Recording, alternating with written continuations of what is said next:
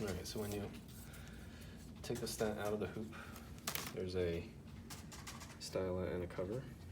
Go ahead and remove those. And you can see the stent there. This is rapid exchange, so it'll pop out past this orange marker here. And just take the back end of the 014. And you don't want to touch the stent itself.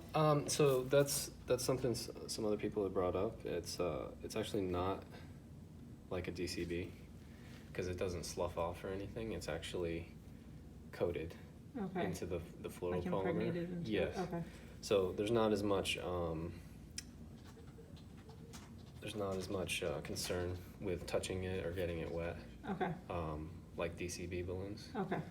I would still not, handle it too much just to maintain the integrity of the metal, but you can, get pretty close to it and still be able to wire it properly. So you take the end of the wire, thread it on there, and then you'll see it pop out around the transition from orange to clear. So that's the working length. The rest is pinning the wire and the physician taking the shaft and advancing it into the body. Mm-hmm.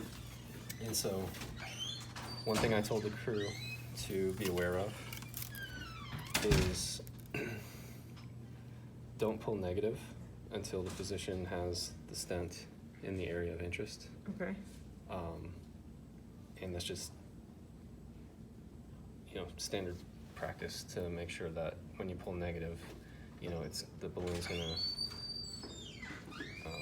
be tighter to the catheter, and so you don't want it to, there is a possibility the stent could slide off if it catches calcium or something like that. Okay. So you want to wait to pull negative and prep until you get to the area of interest. And then once you prep, I would say get to the area of interest, pull negative, burp it, and then after one time should be good for this size. These coronary stents the balloons aren't, they don't require a whole lot. And I would do baseline 50-50 contrast to saline for your end-deflator mix. More contrast is bad because of how viscous it is. Mm-hmm. So I would do, any 50-50, and then you can always go less with contrast. But so when you inflate it after it's burped, you'll go up. And for this particular balloon, 12 is nominal, so that's 3.0 would be 12. Rated burst is 16.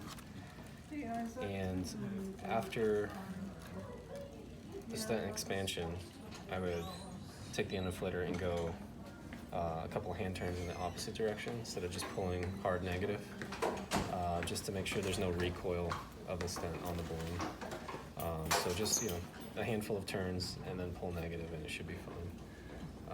Then the stent catheter will come out. Stent is in place, and if you need the extra expansion,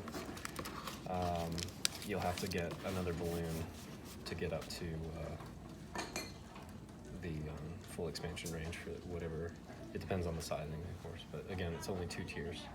So 225 to 325 can get up to the mid 3s, and then 4 and beyond can go up to 5.5 for Sierra, and then off-label 5.75.